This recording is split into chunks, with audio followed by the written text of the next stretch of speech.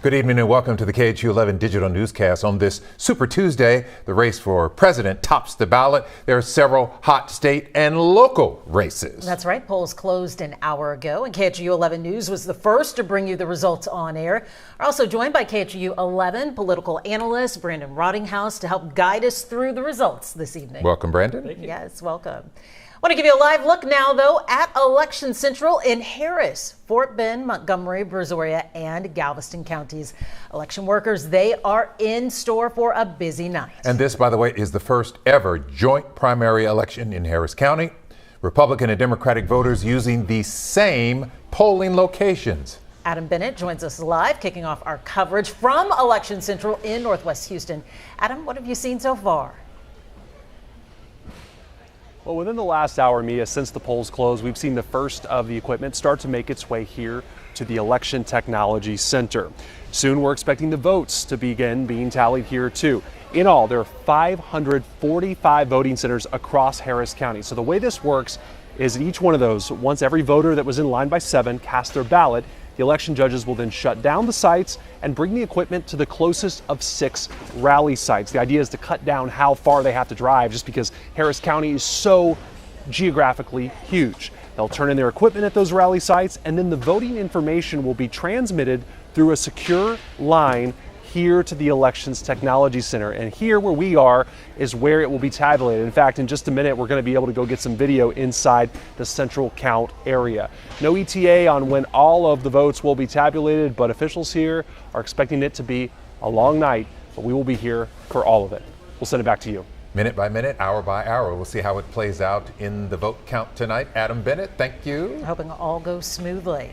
And before we continue with local and state races, let's go ahead and take a look at results from the presidential election. In the Republican Party primary, Donald Trump taking a substantial lead over Nikki Haley with 75% of the vote there. As for the Democratic Party, President Joe Biden also dominant with 87% of the votes there.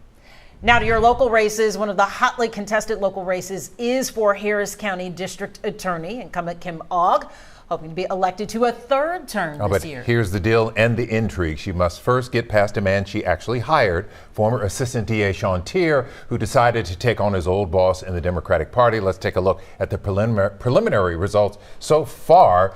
This is very early, folks. Early votes being counted. This is whopping. Tier 78% to Ogg 22%. I want to remind everybody it is early, but Brandon, let's jump in here. Talk about this. The early polling shows Tier ahead, but it didn't show it by that much. This is a pretty stunning outcome so far, and I don't think anybody expected it to be quite this much. But look, Tier took a lot of money. He was able to start campaigning early. He had mailers in the field very soon. So this is not that surprising in the sense that he really did go all in very early. He had said that his former boss was using the office for political vendettas, and that's kind of what the platform he's been talking about, in a toxic work environment.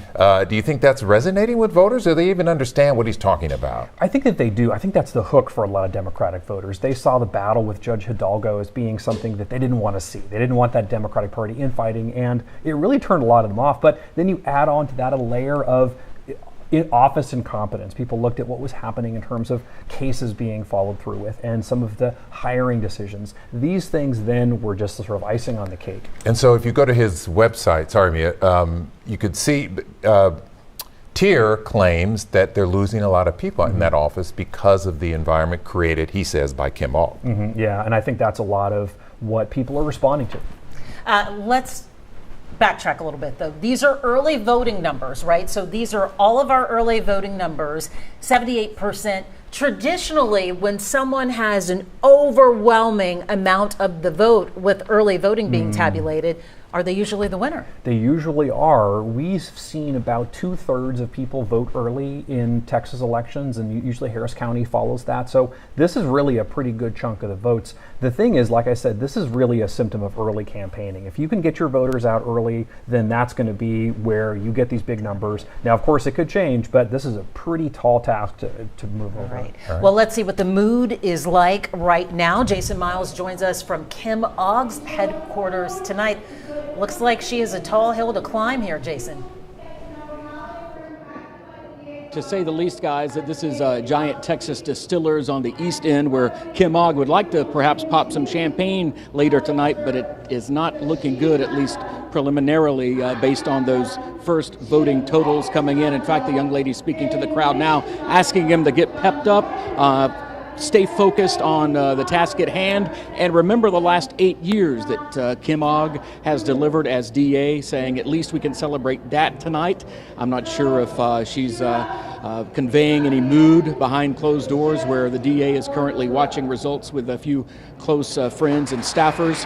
According to this young lady who just addressed the crowd, the DA, Kim Ogg, will be out maybe after the next round of results. We'll see what shakes out. Of course, today started with a little bit of drama when it came to Kim Ogg casting her own ballot. She went to a polling place she always goes to and was turned away because she says a vote in her name was already placed. Turns out, according to the Harris County Clerk's office, that Kim Ogg's partner in life cast a ballot on Friday, but inadvertently or mistakenly cast it under Kim Ogg's name because they have the same address and stuff like that. The clerk's office saying that the point of the voting process during which you're supposed to check all the information and make sure you're the right person casting the ballot, something went wrong there. Kim Ogg saying, well, an election official should have caught that, but she did get to cast a ballot after all around noontime today, and now joining some supporters as they continue to trickle in here on the east side, watching these results come in, guys.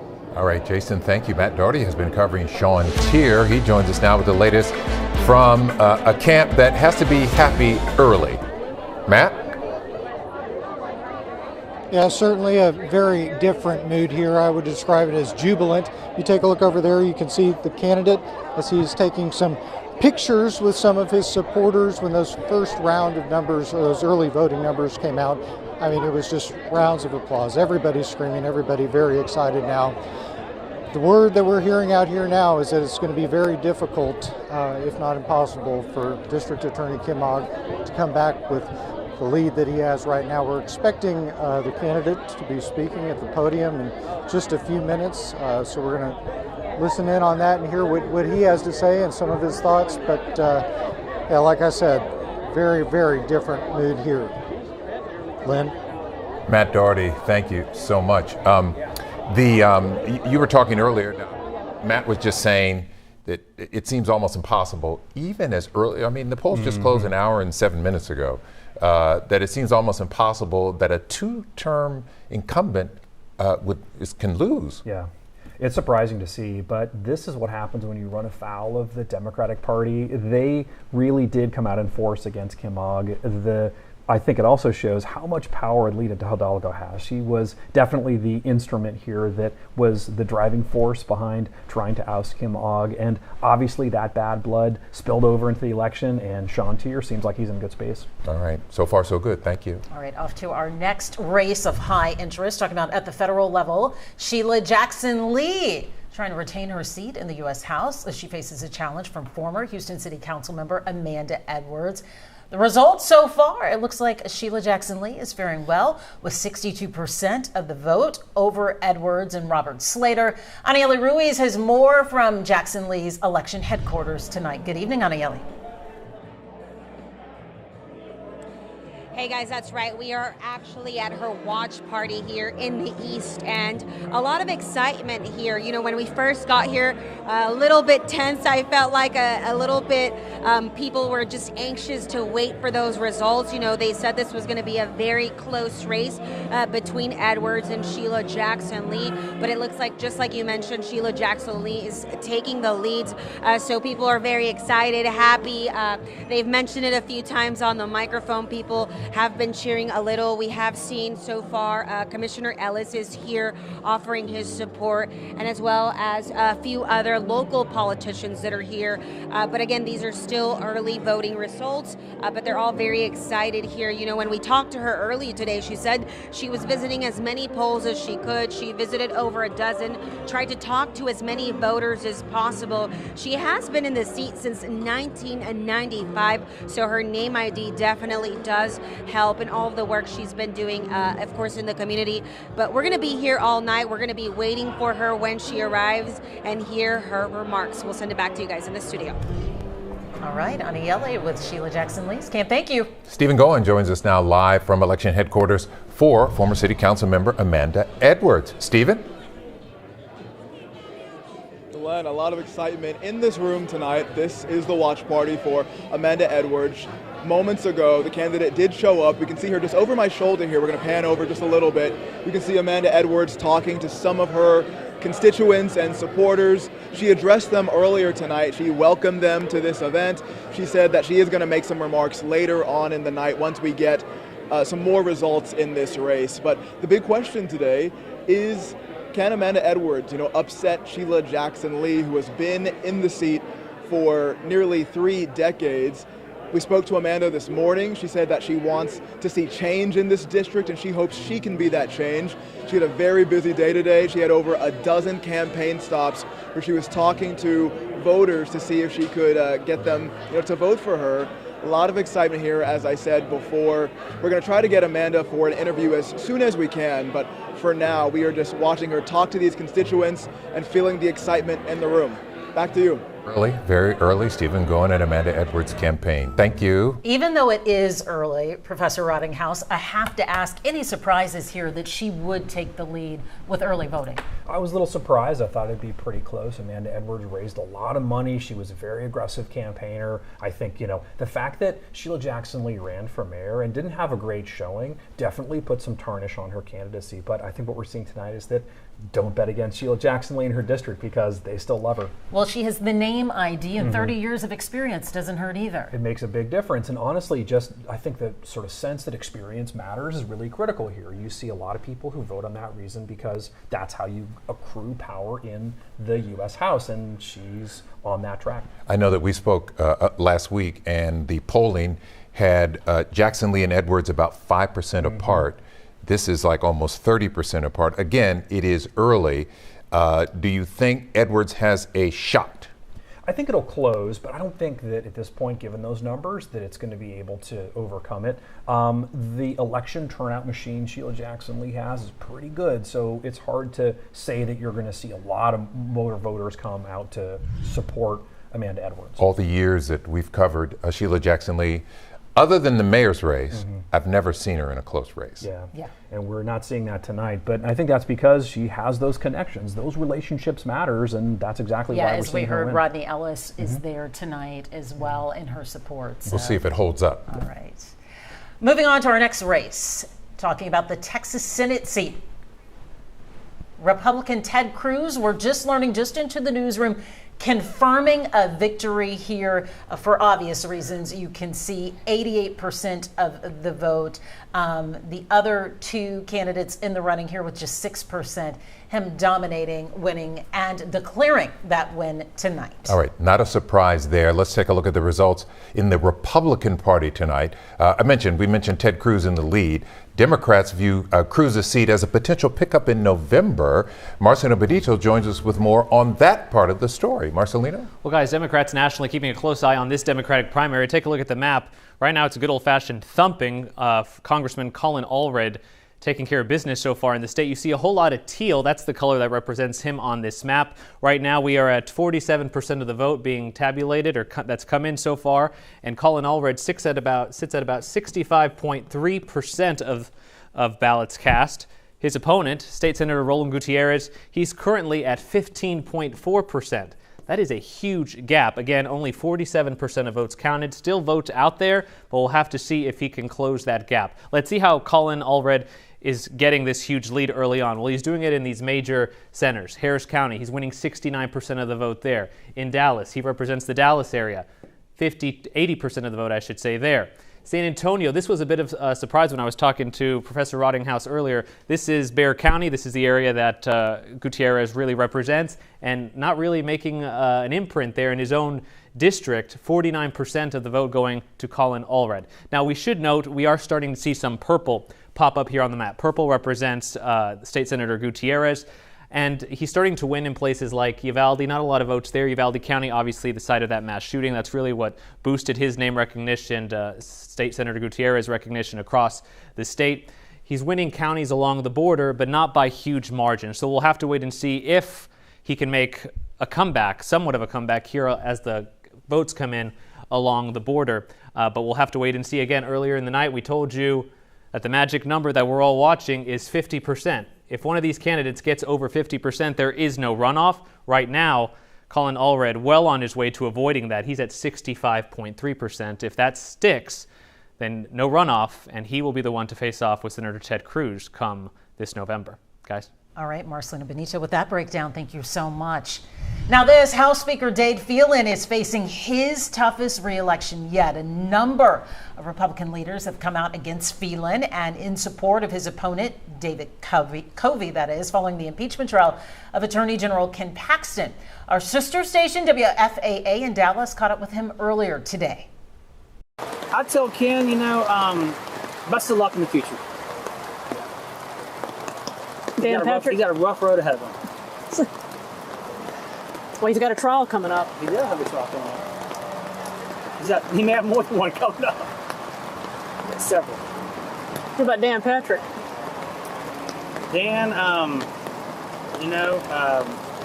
look forward to working with you next session. And right now, here's a look at the results between Phelan and Covey. Covey has the lead here just barely at 46%. We have seen this race stay close since the polls closed at 7 o'clock. We'll see how things fare as the evening goes on. Yeah, Brendan Ridinghouse, let's talk about this. Now, so backstory here, Dade Phelan orchestrated the House to begin impeachment proceedings against Ken Paxton, the Attorney General. And once that proceeding was over and Paxton was acquitted, there was talk that we're going to go after everybody who was involved in coming after him. Yes. And the retribution has begun. I'm sure this race is closer than you take out what happened with the impeachment proceedings.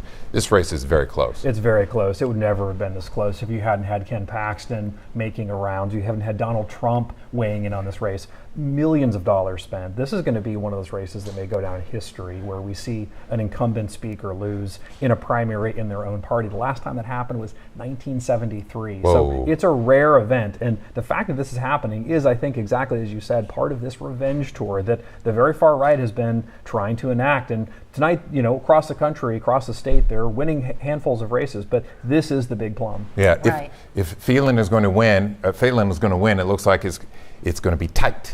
It'll be very tight, yes, and it'll be really coming down to just a handful of votes probably, so as they trickle in, it'll be really telling. It's interesting you called it this revenge tour, just looking at the ads that we've seen on air and circulating online as well, too. You have seen people like Governor Abbott who are in these ads vocalizing why I'm not supporting this individual, part of that revenge tour. It is, yeah, and you've had some people like former Governor Rick Perry come to Speaker Phelan's aid and say, look, the party's in this fight, but we can't lose our best players, and they said Phelan is one of them. So obviously there's this real battle about kind of who's the better Republican and where the power is going to be. Yeah, former President Trump was on a local podcast here a few days ago, and the podcaster asked him about Dade Phelan, and Trump was saying, why doesn't he go after Democrats? I mean, he was just hyping up, the argument that this guy should go. And so based on the numbers,